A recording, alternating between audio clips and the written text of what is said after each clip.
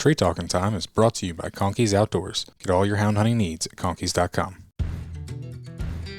Welcome to Tree Talking Time, where we talk all things tree dogs, from the smallest feists to the largest hounds, treating squirrels to bears and everything in between. And from time to time, we might even run a little fast game.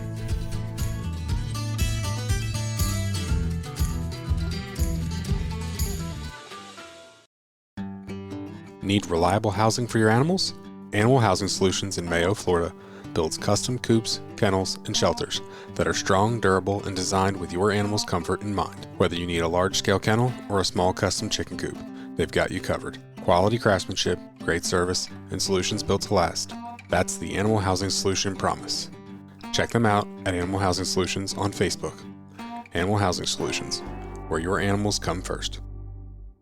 Your dogs deserve the very best, and that's exactly what Elite Nutrition Canine Products delivers.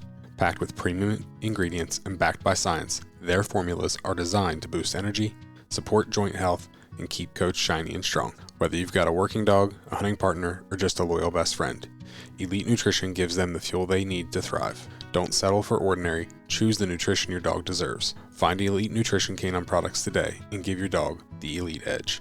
Go to shopeliteglobal.com and use the code TREE10 on your next purchase. I feel like we get to interview you on this one. So, Ben, you got some news to tell people?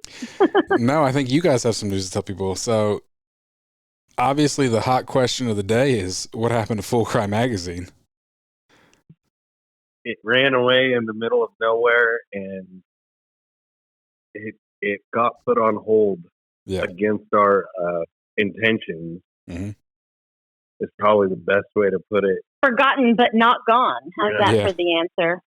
There you go. It was, really, it's just what it boiled down to was when we took that job at the River Lodge, it just wasn't what we had planned on as far as time away and resources and, internet. Even Starlink down there was absolutely spotty at best. Yeah. So it was just one of those things where it just wasn't feasible. And with the summer going the way that it did, and our intentions of going back there next summer, it made us really sit down and reconsider what we have to do for the better good of the magazine and the brand.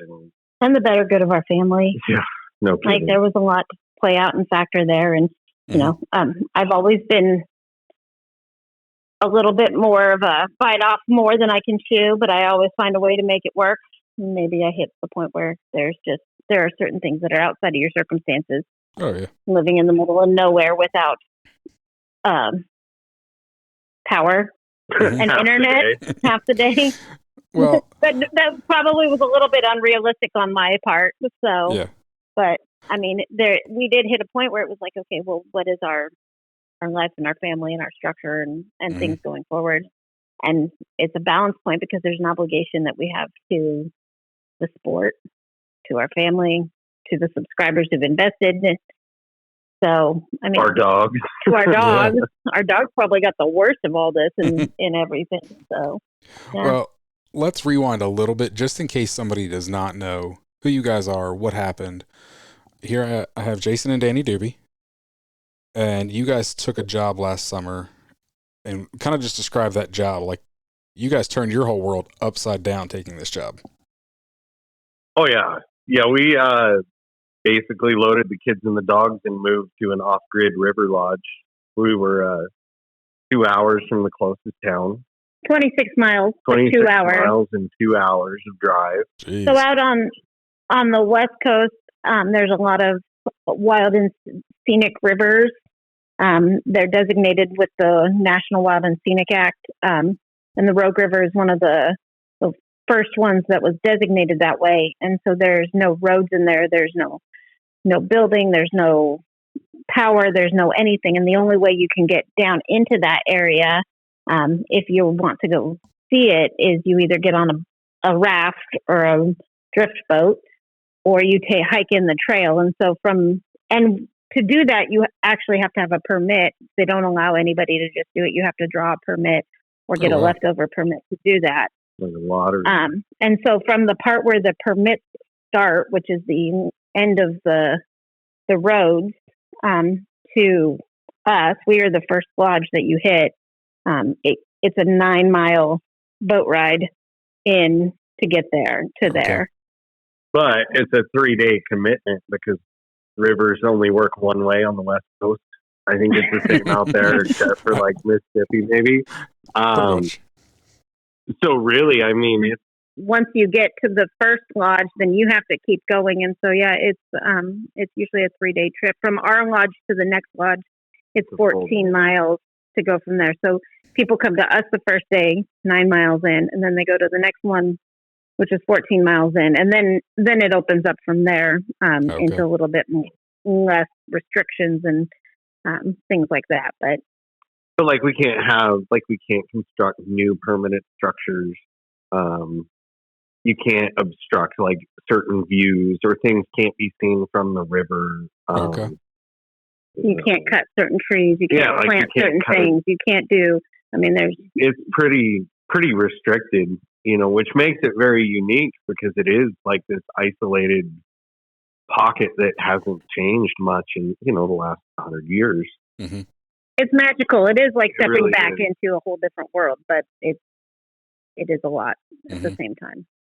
Especially when you drag 3 feral boys and a 2-year-old daughter and 6 hound dogs. And I mean, it just, we were crazy. I will admit that. It was a crazy move. We might have thought we could do more than we could on that one, but find out we can do it, and we really actually enjoyed it. It was,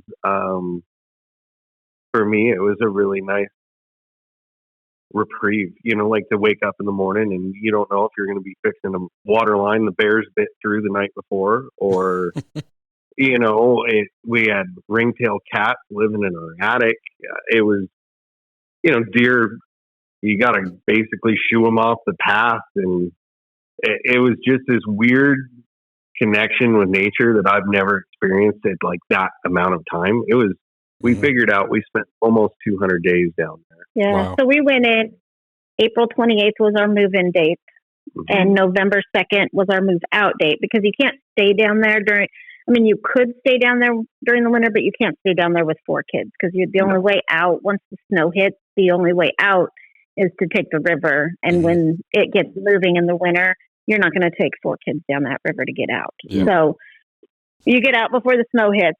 So we're only there part-time. But that was 3 issues of the magazine. That was 3 issues of the magazine. And we were originally supposed to be coming out every couple weeks. Yeah, I remember and that. And instead, in 7 months, I came out 7 days total. So we were busy. I remember when you guys went down, Jason telling me, we're going to be, on so many days, and then we're going to be off for a couple days. We'll come out, and then, we've got good internet down there. He goes, I'm hoping to write a bunch and, do all this and this, just all these big, which sounded good.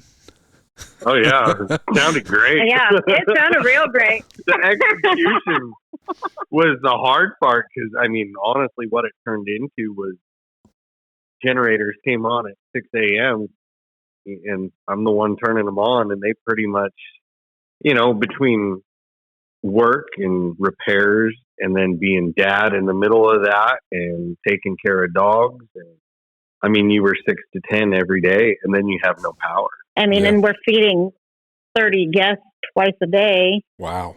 So in between that, I didn't realize there was that many people every day. Yeah. Oh, it's crazy. Yeah. I would say for over half of it, we were at full occupancies of 45 or so. Wow. So, yeah. It was quite the experience, and the hardest part was just, having that thing looming over you, because it's like, when you don't have the tools to fix something, it's a very different feeling than not doing something, Yeah. I don't know. There was a list of about 4 guys that I probably talked to in that 6 months we were down there, that really knew what was going on and what we were, going up against with a family and trying to keep business going. And, you've always been very invested in this from the beginning because you're the one that told me about the whole situation when it closed. Yeah. Because it's been 2 years, but it's like the fact is it was closed. And when you picked up the phone to call me and tell me about it, I felt like we were all part of reviving a legend. Mm-hmm. And we don't want to be responsible for it dying either. So we don't want to be the final cut. Yeah. But no, it's got to stick around. It does. Well, Coonhound Bloodlines is gone now too. So there's really, and the whole reason for us, I shouldn't say the whole reason, but one of the big things for me was I really wanted to make sure that the world got the respect that it deserves. Yes. I have felt for a long time like we're underrepresented. We are underrepresented in the world, and we haven't allowed ourselves to be represented and portrayed in the image that necessarily we deserve. And so that was, for me, the big thing was bringing it a little more higher production, I think is what you're looking for. To use my word choice. Yeah. No, and I honestly think you guys did an amazing job of elevating Full Cry from what it was. And I loved it. Don't get me wrong. So don't skewer me, all you listeners that loved it. And, sure. I did too. But at the same point, I think it needed to grow. It needed to change in order to survive. And I think you guys did a really good job of executing that. And there has to be a balance too. Yeah.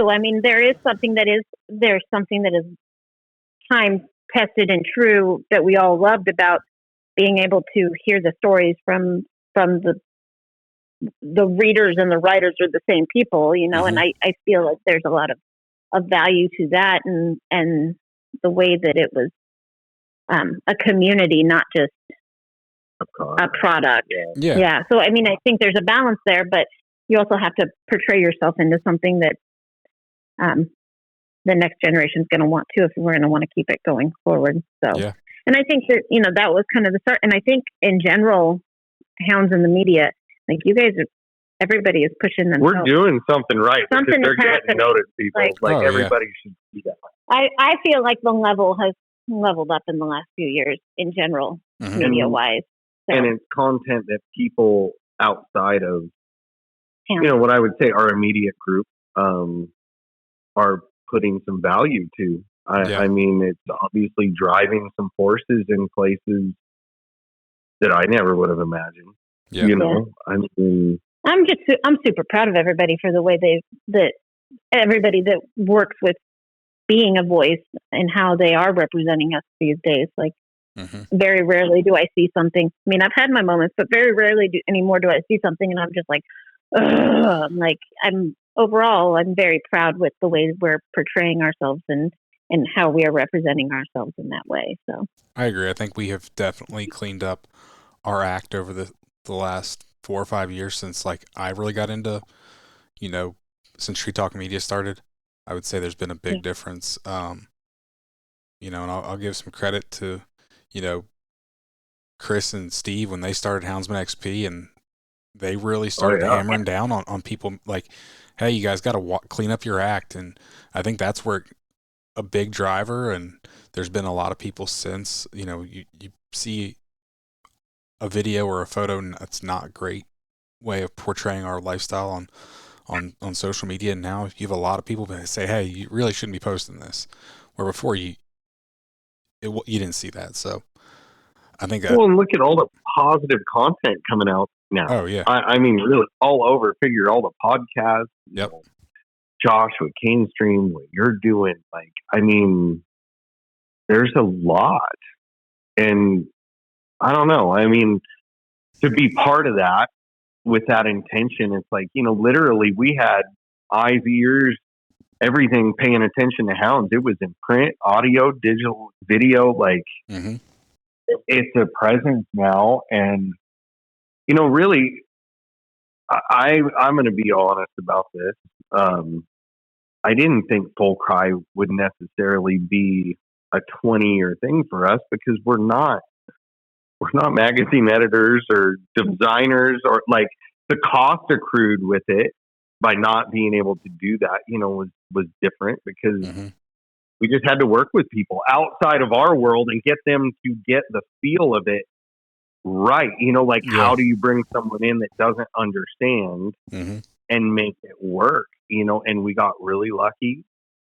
Jaron did a great job on the design and the remodel. And we know it wasn't everybody's cup of tea, but you're never going to make everybody happy. Oh, no. But the goal was when it got picked up, it had value. Our advertisers, I loved hearing, hey, it's like a phone book. Those guys, they hold on to them just like everybody has for the last 40, 50, 60 years. Look at all these guys that have boxes of them kicking around.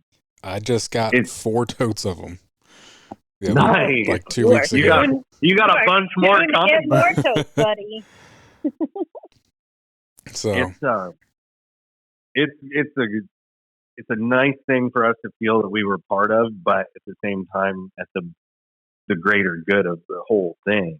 And it's time for us to bow out. And that's where we just had to really, we've done a lot of thinking and praying and talking and figuring out what we wanted to do.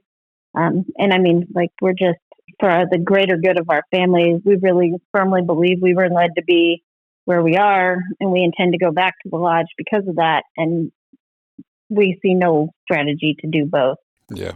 It's just not feasible. No, I understand that. So that kind of leads where does that leave us? to where does Full Cry going? Well, would anybody like to chime in on that? Is this where we change the interview style here and we start asking questions? I don't know.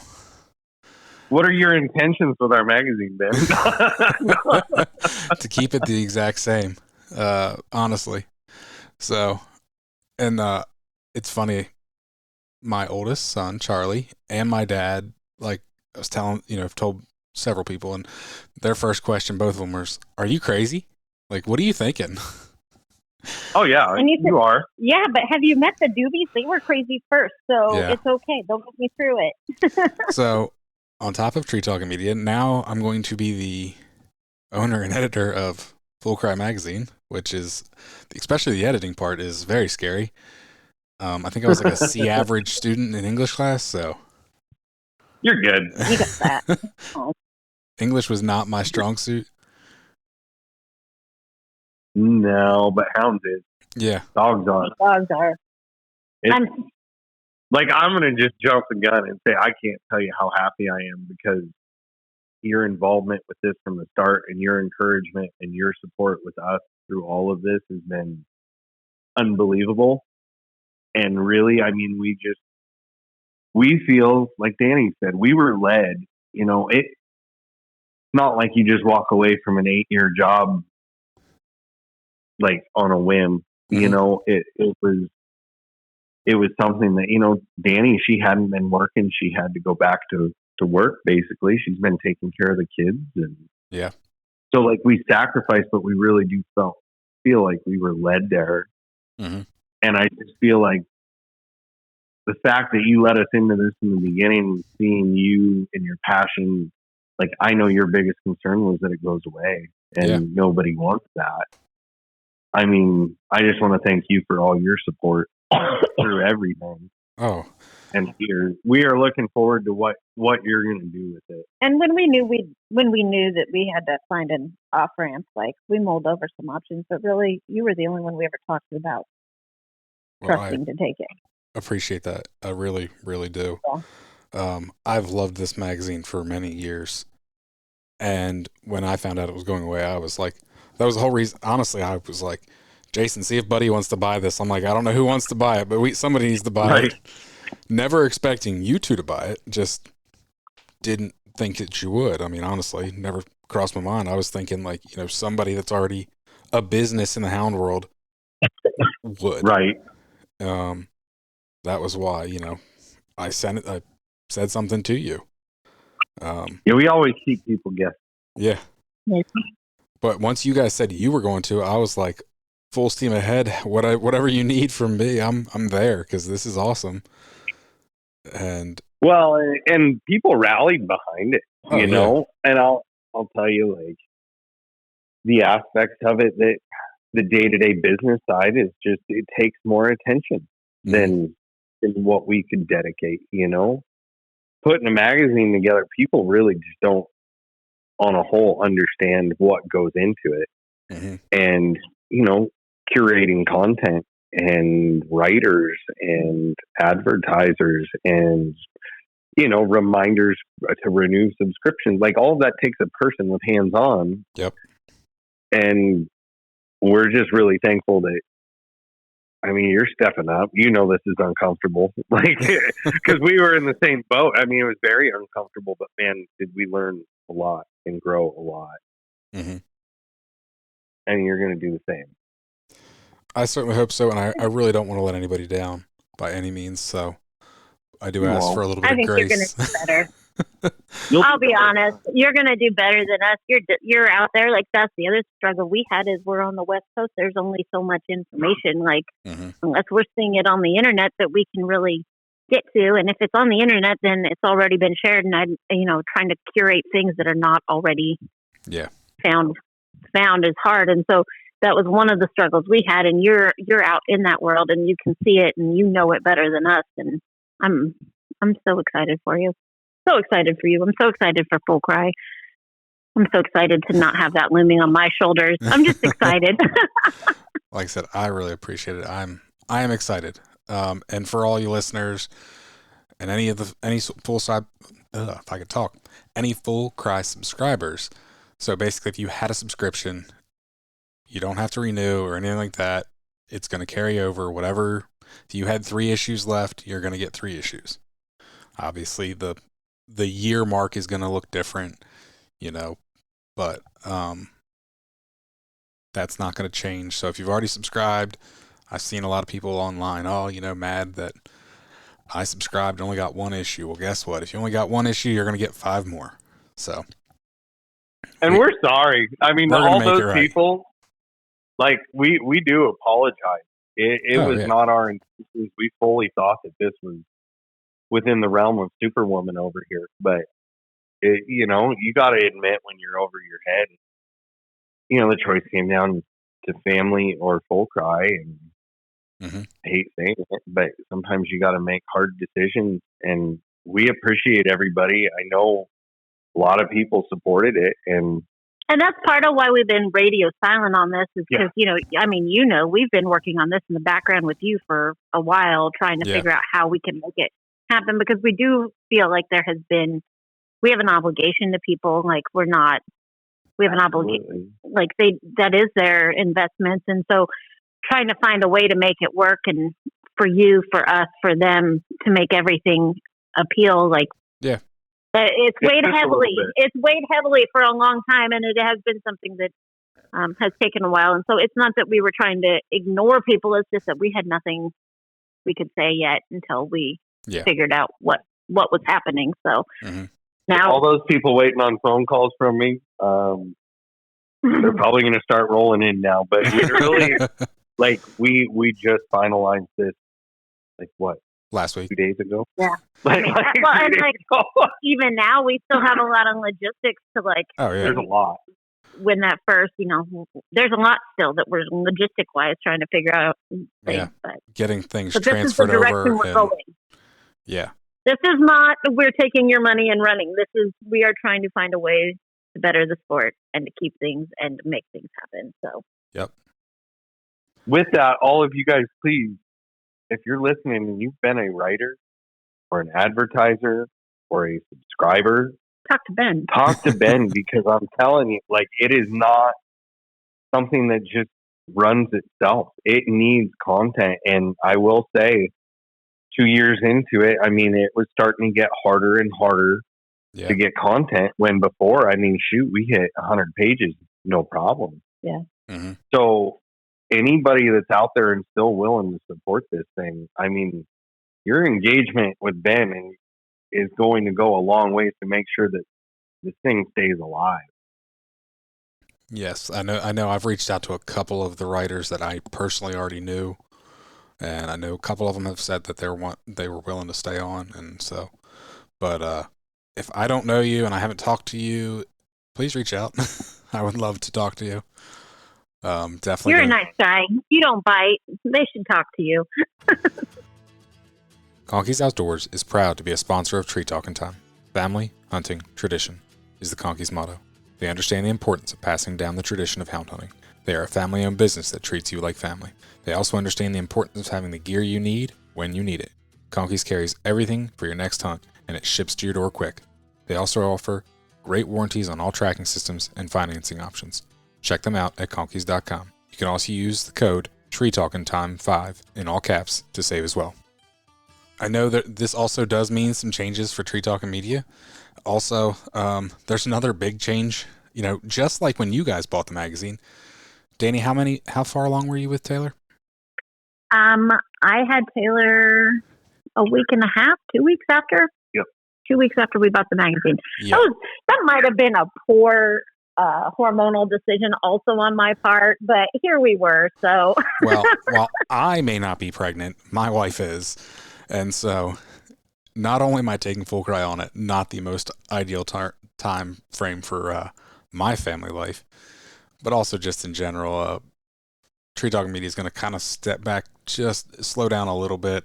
If you're a fan of the podcast, I appreciate it. Obviously, you're listening to this, so probably going to have some repeat episodes for a few months, just right after the baby's born, so that way a little less time commitment here with recording.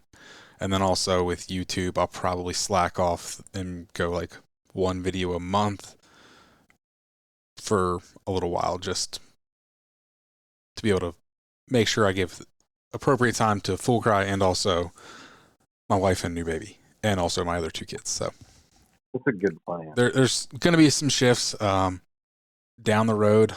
Hopefully all that'll change, and hopefully everything will get ramped back up to where it is now or more.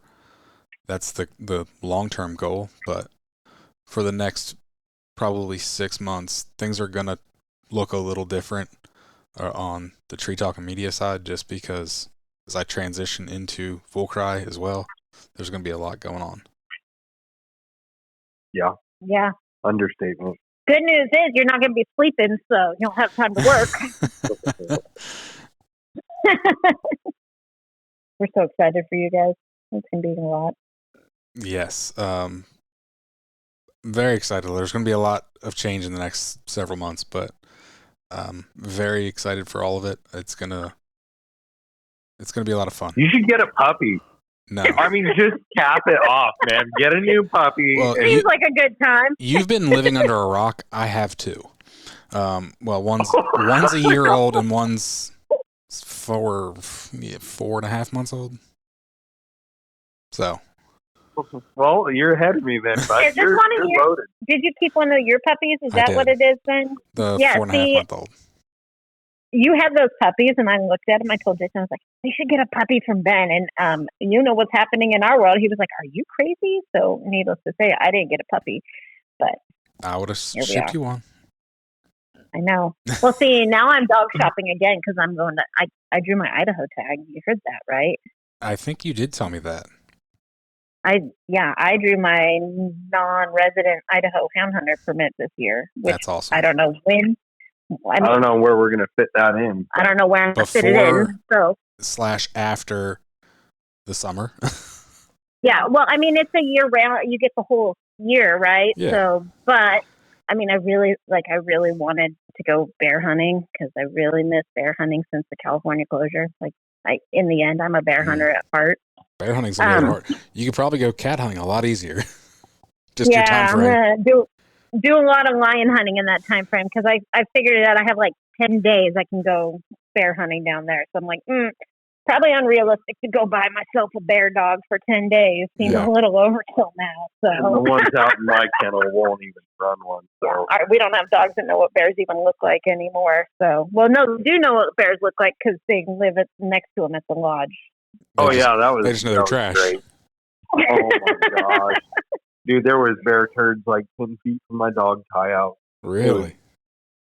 Oh, man. It was, we never really had any problems, but I'm pretty sure it happened when we actually took the dogs out. But, they would hit them on the wind, the wind through that game. And, most of them were pretty good, but the couple that at least knew what a bear was, they're like, okay, something's going on. Mm-hmm. But yeah, 10 feet from our tie out. Yeah. So instead, I think I'm going lion hunting, not bear hunting, is what I figured out. But yep. I'm still stoked about it. My husband's not quite as stoked. I didn't draw mine. I sent him a text, and the word choice in there was not congratulations first. Let's put it that way. Oh, I'm sure I'll still get to go. Yeah. I told him he could go. He's got to watch the kids. Yep. He's got to stay at the truck. Someone's got to stay at the truck with the kids. Hey, she's earned it, man. She supported me. Even the years that I made hound hunting not fun, I ruined it for her after bear hunting. And switching over to varmint dogs, just like, it is going to be really nice to load up the whole family and go hunt like we did with back in the day with our buddies that introduced us to it, and get back to that aspect instead of me driving around the woods at night.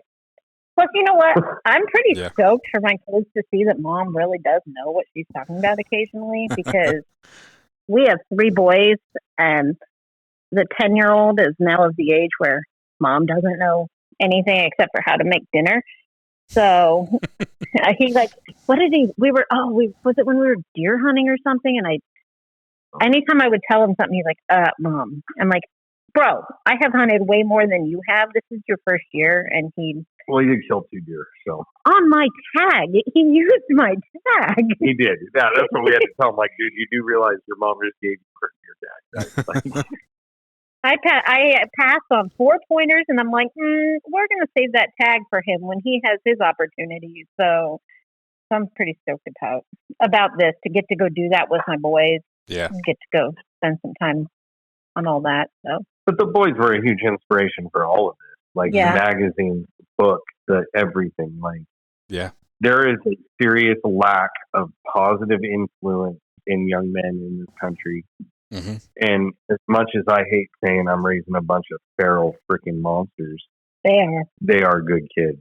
Like they are more man than most grown adults at this young age, but I know for a fact where that's coming from. I mean, that is coming from raising them in a home where they know they're loved. It's putting them in uncomfortable situations constantly. It's pushing them and having them understand what a desire is, and an ambition and passion.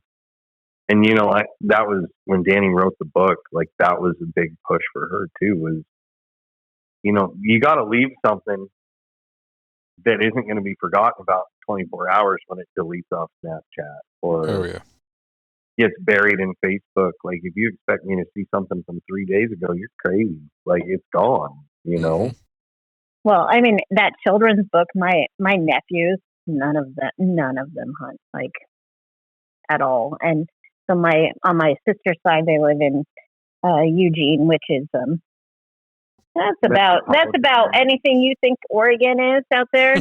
Yeah, that's Eugene. Yeah. And then, side note, my nephew was down here, and Jason gave him a bear claw. He gave him a bear claw. Off one of my bears. Off of one of his bears. Well, he got it taken at school because it was a weapon. So that should tell you that's Eugene. So, but and then our other nephews live in Bend, which that is the part of Oregon where everybody from Portland moved when Portland got too Portlandy, but they're still Portlanders. Like a lot of mountain biking, like a lot of outdoor recreation. Yeah. They are not all. Not as much hunting. Gotcha. Southern Oregon is its own piece of Oregon here, but they are all in the city, and so both my nephews have called and said, "Hey, we had a show and tell day at school, or we had bring your favorite book to school, and your teacher reads it out loud." And both of them took my coon hunting book, my children's book, to school to tell them that their aunt wrote it, and they read it to their class of like 30 kids times awesome. 3 nephews. I mean, and then those are places that out here, they don't even know what a coon hunt is. Like, they've never heard of that idea. And so, like, to me, while my time with Full Cry and some of that has been short-lived, like, that has always been my heart in this, is to leave a better legacy than than not. And so things like that are what are most important to me in all of this. Mm-hmm. No, and I think you certainly did that. And like I said, I wouldn't be taking over Full Cry right now if you guys wouldn't have gotten it. So if you guys wouldn't have bought it 2 years ago, it would have died, plain and simple. So Yeah. I understand you didn't mean for what happened to happen, and it wasn't your plan, it wasn't your desire by any means to not, produce 3 issues while you were down there. But at the same point, it would have died 2 years ago, and we're figuring it out, and it's going to keep going. So. Yep. Absolutely. I think it's going to be better for everything. Like, I think the magazine's going to be better. It's going to be better for your family. It's going to be better for our family. Like, I don't know. I think it's kind of like a cold dog. You don't pass them down the road. Yeah. And that's, I think, what I told you at one time. I was like, listen, Ben, if I didn't think you could make this work and I didn't think this could be something great for your family, I would never tell you to do this. So, I think I said earlier, like, us being down at the lodge, that was never in our radar. No part of me was ever like, hey, let's grow up and do this. I mean, Jason and I both grew up here in Southern Oregon, and neither of us had ever been down the river, even that section of the river, the permit section. Like, it just is not where our heart was or our calling or anything like that. But we were definitely at a point in our life where we were doing a lot of praying for our path to be for us and led to where we need to be. And it just kind of fell in our laps. And every time we turned around, it was made clearer and clearer that is what we were supposed to do. And, I still haven't quite figured out why. We don't know if it's long-term. I am mean, not going to lie to you. There are days when I'm like, this was crazy. And what were we thinking? And I am freaking tired, but here we are. And I'm supposed to be there for a reason. And maybe I was supposed to keep Full Cry to a point where it could be part for you. Like, maybe that's all part of the story. We'll see as things unfold. Because you weren't going to do this 2 years ago. That's what I kept going back to. No. You don't know what your time and seasons are on this planet, and the good Lord honestly has put a lot in our life. And I mean, everything from me going to work at W, when I sold Plum Tree to Buddy, I mean, that was a fantastic thing for our family at the time. And everything's a time season. And, down here at the lodge, we're going forward like it's long term. But who knows? And never know. We don't know where we'll be. Maybe our fulfillment and our piece of this whole thing is, it's all timing and it's not our own. That's for sure. I've learned. Yep.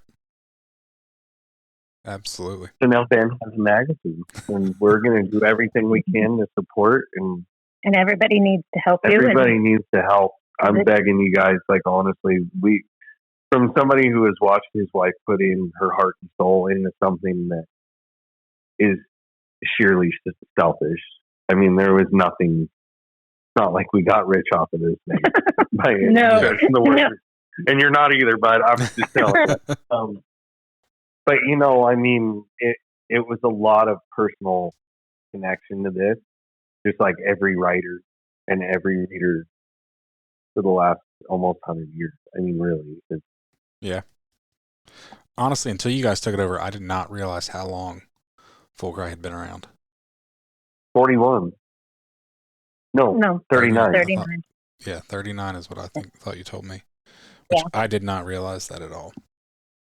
Yep. So, well, good news. You bought yourself a couple of first press, first edition, first issue Full Cry magazines in this deal.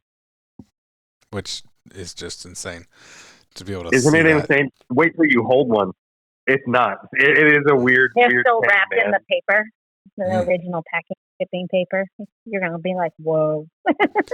When your kid is passing around a 1942 Full Cry and you're about to have a heart attack. And you're like 4-year-old toting one around. You're like, oh, stop. We still have not figured out where all this is going to go.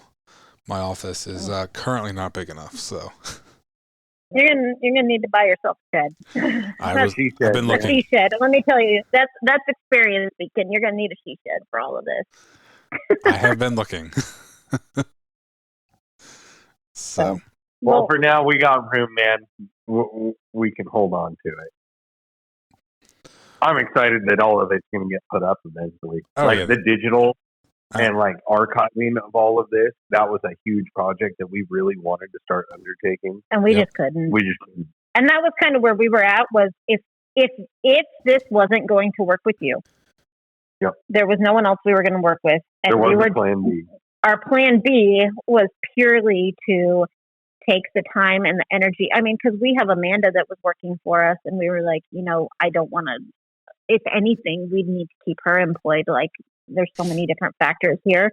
Mm-hmm. And we were just going to have her just sit and archive, and we were going to create it into a digital resource. And you're not going to have time to do that right now, but down the road you might. So, but our intention was to preserve what at least was already here since 39. We did have a plan B. We promised we were going to make sure everybody got something out of this. So yeah, no, for sure. And I think I've seen a few of the ones that you did archive and make digital, and I think it's incredible, and I can't wait to be able to do more of that. So, like you said, it's a few years down the road at best for me.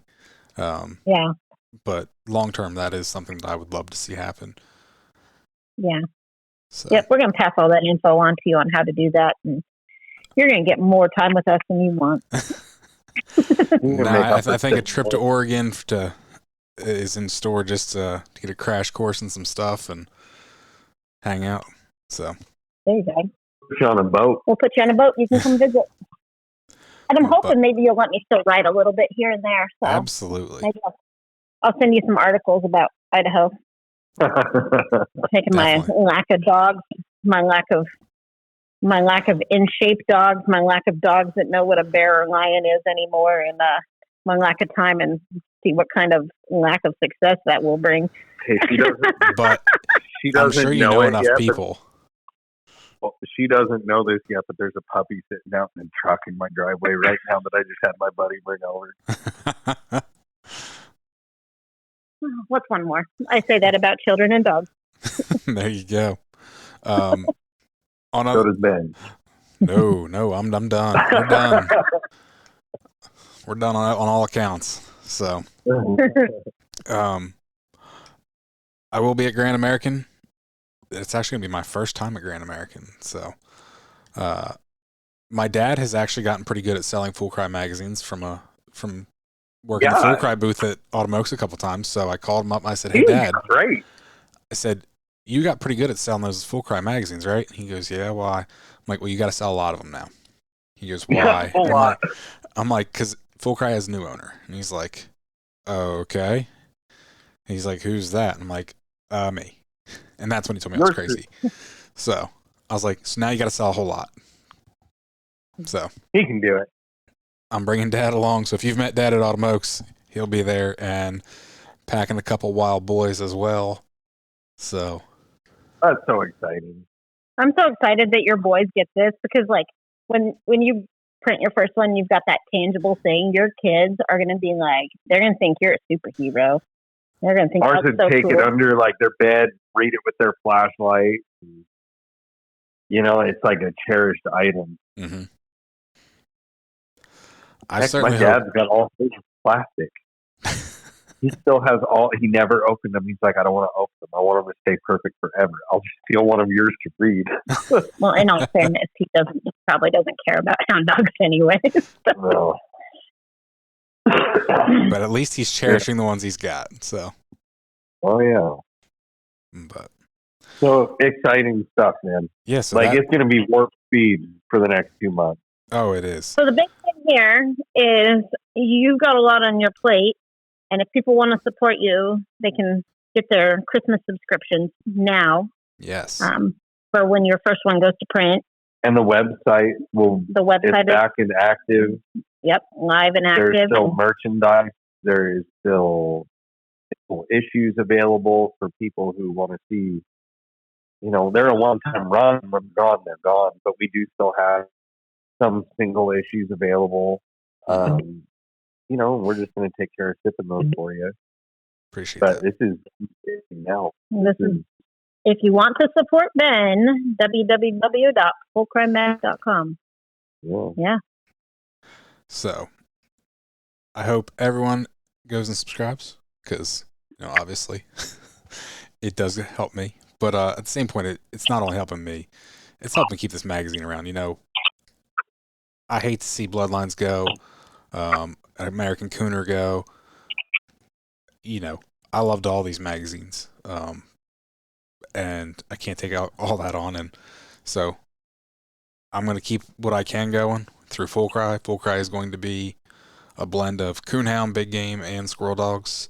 Maybe a once in a while something else, but pretty much that's going to be what it predominantly is. Just kind of like how you guys had it. It's still going to be 6 issues a year. Like I said, I plan on changing as little as possible.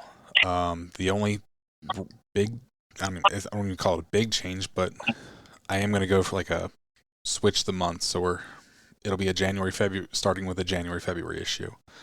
Now, Dani has informed me that beginning of January is a little lofty. So probably like the end of January, beginning of February is when that issue will come out.